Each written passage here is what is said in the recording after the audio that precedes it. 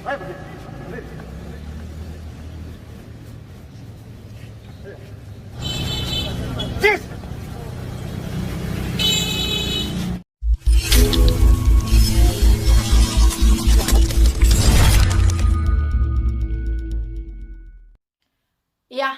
teman-teman shalom buat semuanya.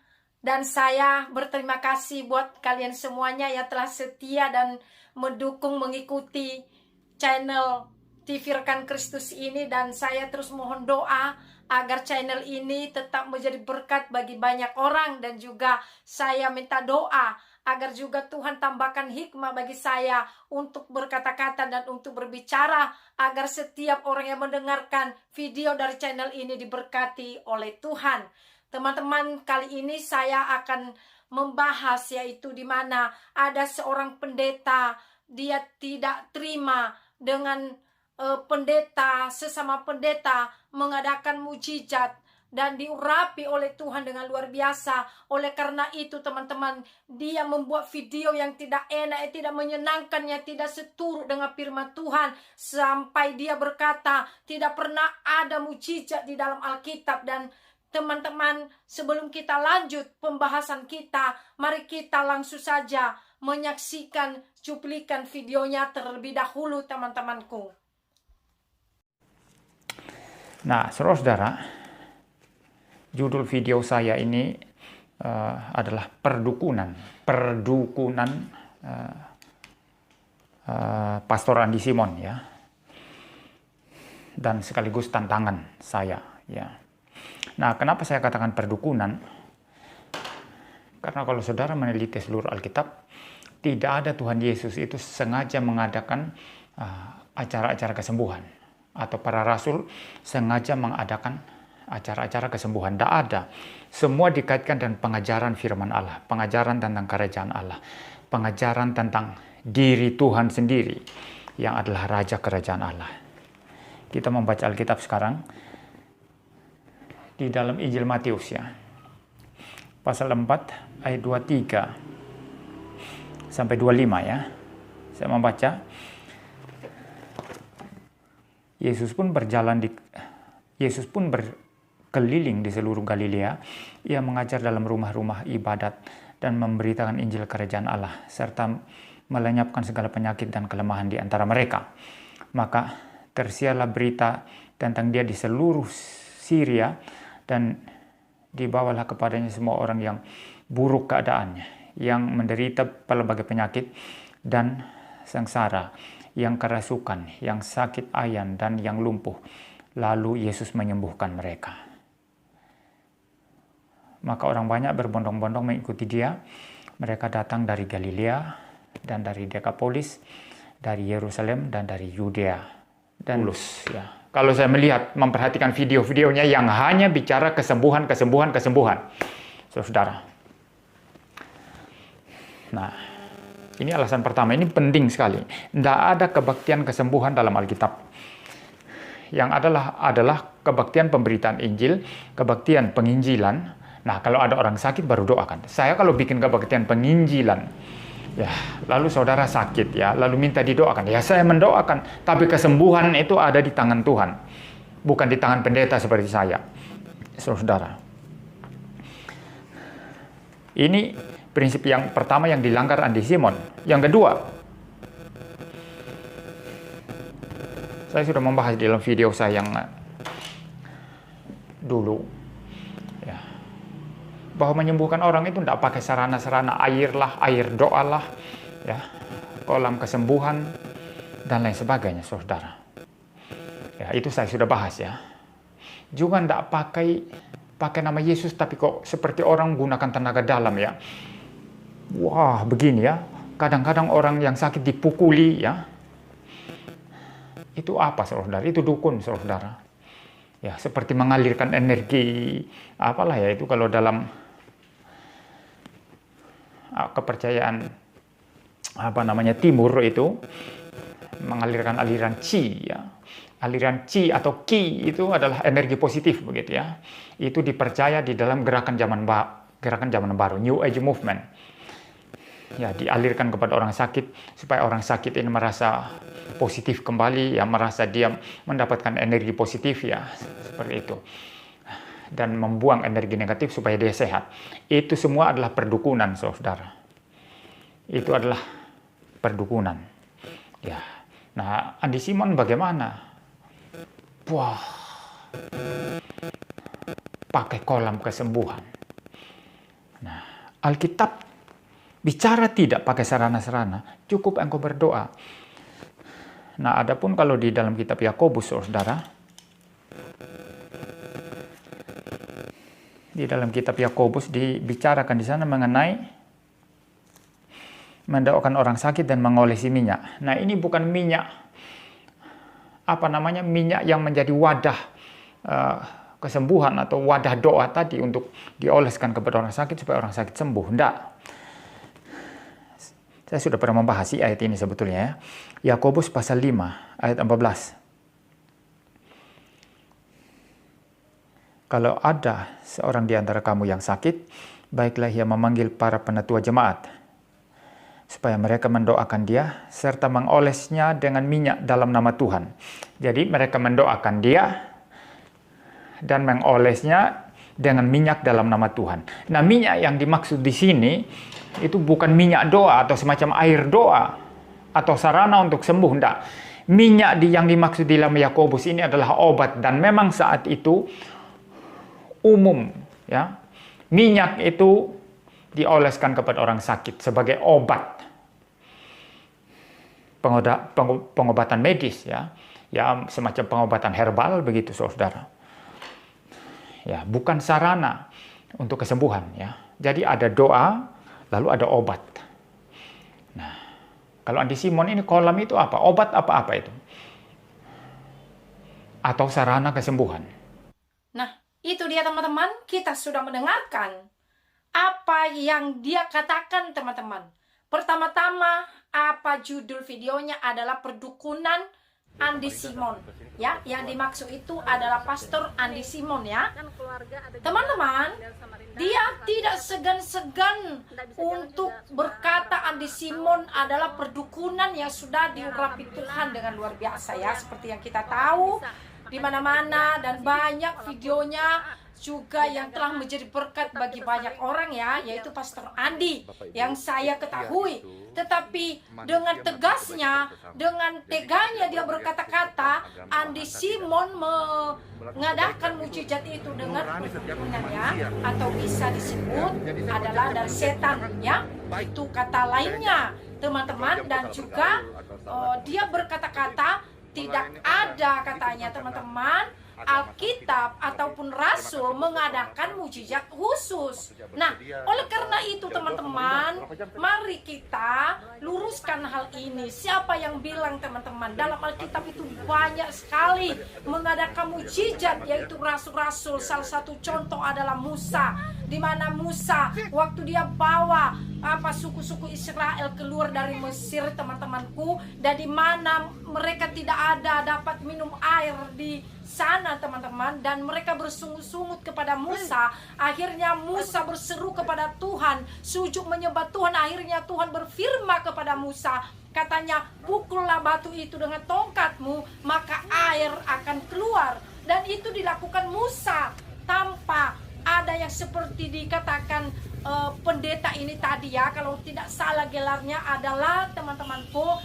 MYM, ya, teman-teman, pendeta ini, ya. Teman-teman, waktu itu juga Musa mengadakan mujizat Tuhan sehingga mereka tertolong, mereka bisa minum air serta ternak-ternak mereka. Dan bukan hanya itu saja, teman-temanku, mereka juga mengadakan mujizat ketika mereka menyeberang lautan, teman-teman, dari musuh-musuh mereka, dan mereka membelah laut dengan mujizat Tuhan, ya. Dan berbagai cara Tuhan mengadakan mujizatnya. Tetapi saya tidak berpikir kenapa dia berpikiran seperti itu, teman-teman. dia mau memakai firman Tuhan, menyesuaikan firman Tuhan dengan pikirannya secara badani, ya, menurut dia seharusnya harus memuji menyembah Tuhan dulu di gereja misalnya gitu ya, baru bisa mendoakan orang sakit. Tidak seharusnya begitu juga teman-teman, walaupun kadangkala ada mujizat Tuhan terjadi dalam puja penyembahan, memang itu ada, tetapi banyak lagi cara Tuhan untuk mengadakan mujizat demi mujizat teman-temanku. Ya teman-teman, mari kita baca Alkitab, yaitu di dalam Keluaran ayat 1 sampai 7. Tetapi kita baca ayat 6-nya aja teman-teman. Tetapi kalian bisa baca dari 1 sampai 7 ini supaya lebih lengkap dia ya. Tetapi kita baca poinnya aja. Mari kita baca sama-sama ayat 6. Maka aku akan berdiri di sana di depanmu, di atas gunung batu di Horeb. Haruslah pukul gunung batu itu, dan dari dalamnya ada keluar air, hingga bangsa itu dapat minum. Demikianlah perbuat Musa di hadapan mata tua-tua Israel. Teman-teman, inilah yang dilakukan Musa di hadapan suku-suku Israel waktu mereka diselamatkan dan dituntun oleh Tuhan keluar dari tanah Mesir. Nah, teman-teman, ini adalah mujizat Tuhan. Ini adalah kuasa Tuhan yang berbeda caranya dengan yang diadakan Pastor Andi. Jadi, berbagai macam cara Tuhan mengadakan mujizatnya bagi umatnya. Jadi, bukan karena memang Pastor Andi mendoakan orang-orang dengan menumpangkan tangan seperti itu, alasan dia itu dari setan. Dia memonis atau memvonis hamba Tuhan ini itu adalah perdukunan. Tidak. Dan mari kita lihat dalam ayat Alkitab yang lainnya lagi teman-teman. Di dalam Bilangan 20 ayat 2 sampai 18. Tetapi kita melihat teman-teman, kita membaca dari ayat 9 saja dan 11. Mari kita baca sama-sama teman-temanku. Lalu Musa mengambil tongkat itu dari hadapan Tuhan seperti yang diperintahkannya kepadanya. Ketika Musa dan Harun telah mengumpulkan jemaah itu di hadapan bukit batu itu, berkatalah ia kepada mereka, dengarkanlah kepadaku, hai orang-orang durhaka, apakah kami harus mengeluarkan air bagimu dari bukit itu?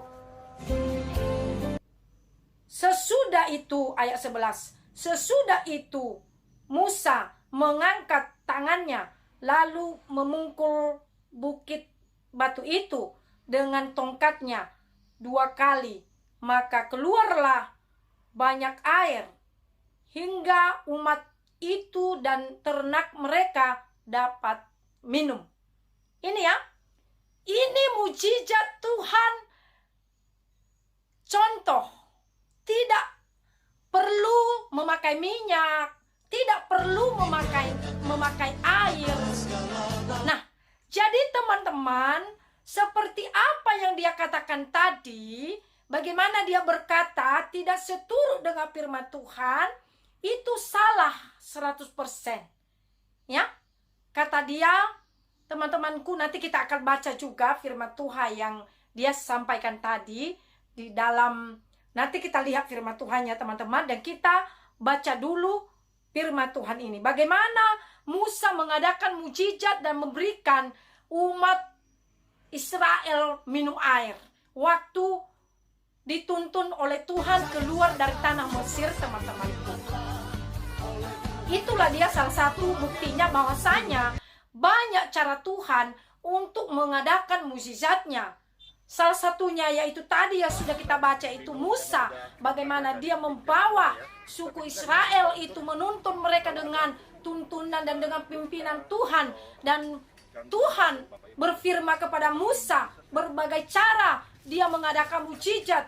Akhirnya suku Israel tertolong dan bisa mereka minum air di masa-masa yang sukar teman-temanku. Mari kita melanjutkan melihat firman Tuhan juga di 2 Raja-Raja ayat 21 pasal 13. Mari kita baca sama-sama.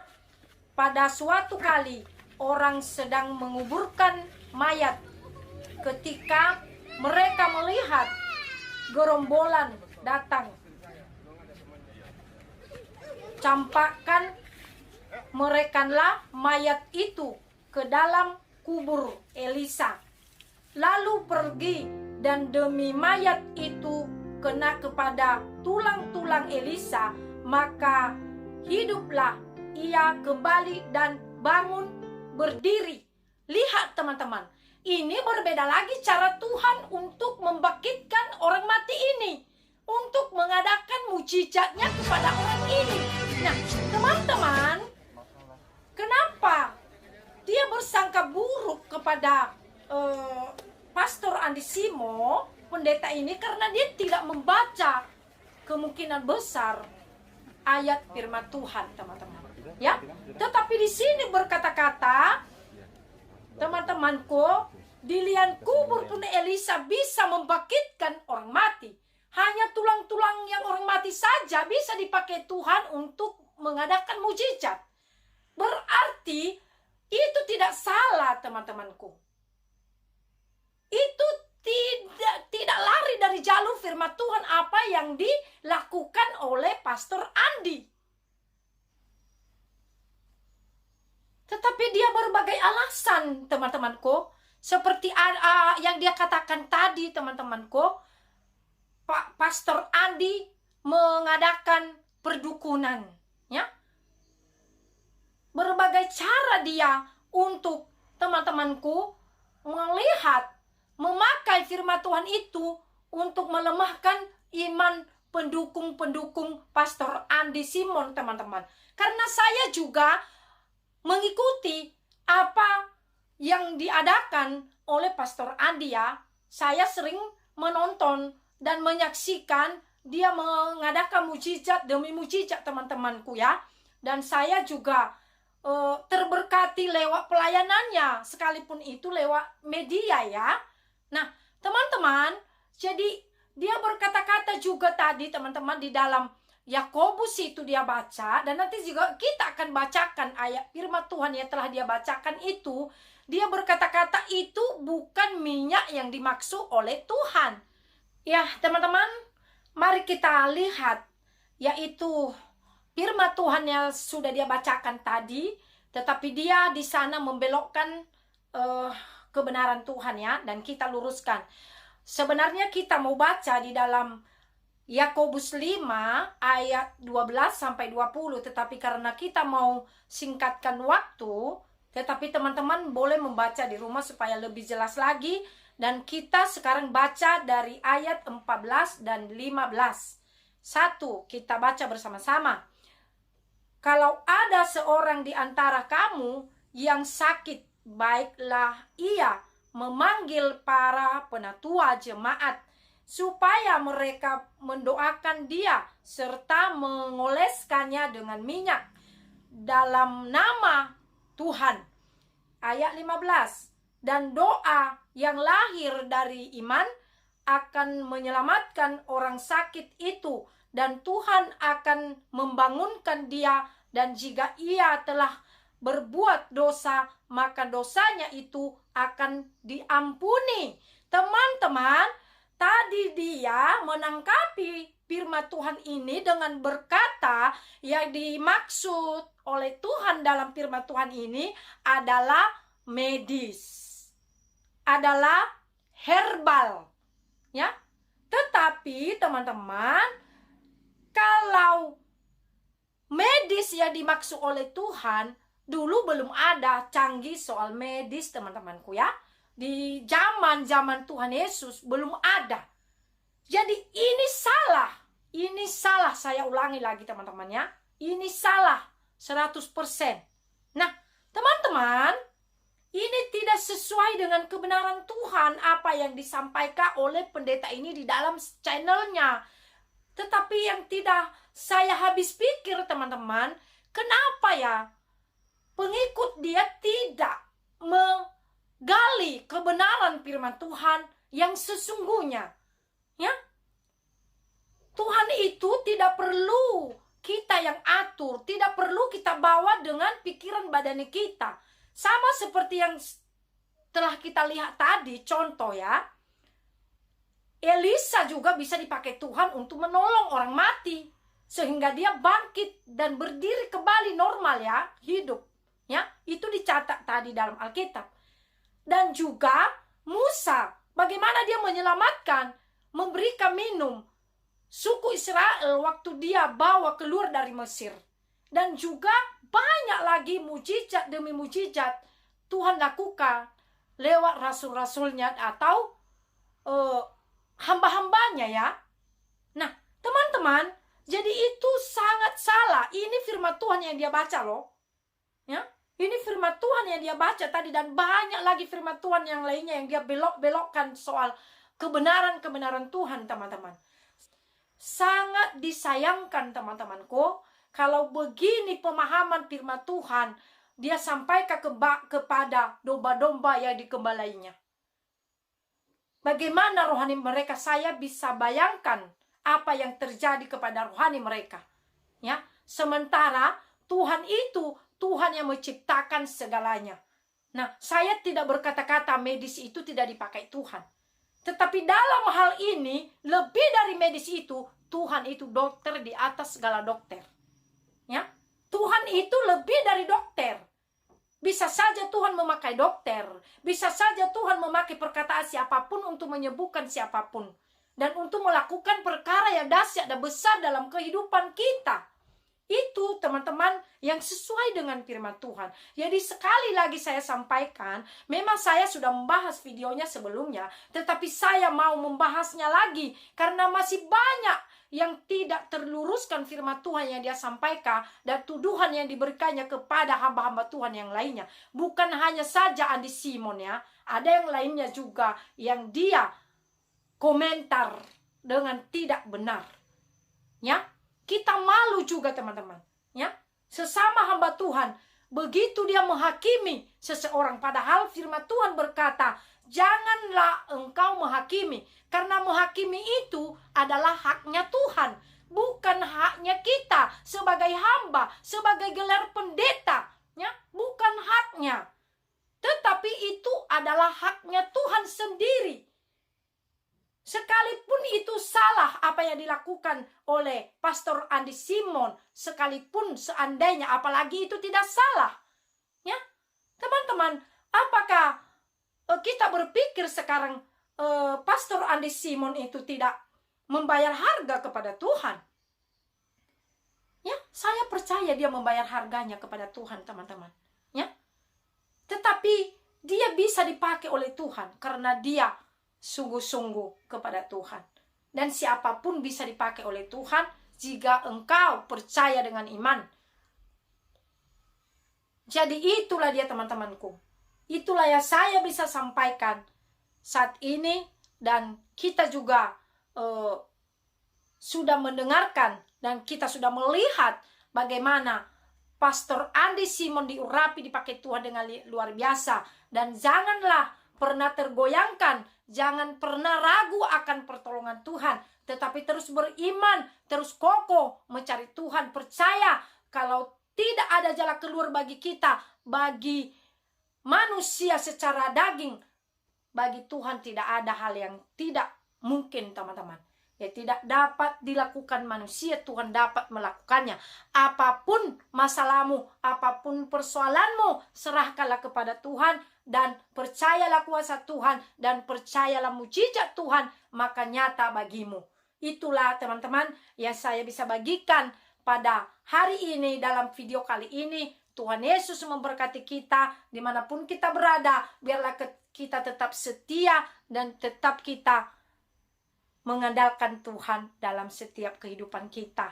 Kita tidak tahu teman-temanku, saat ini kita tahu banyak hal yang terjadi di mana-mana, tetapi biarlah kita tetap mencari Tuhan dengan sungguh-sungguh dan tetap berpegang kepada apa yang kita miliki dalam iman kepada Yesus Tuhan kita.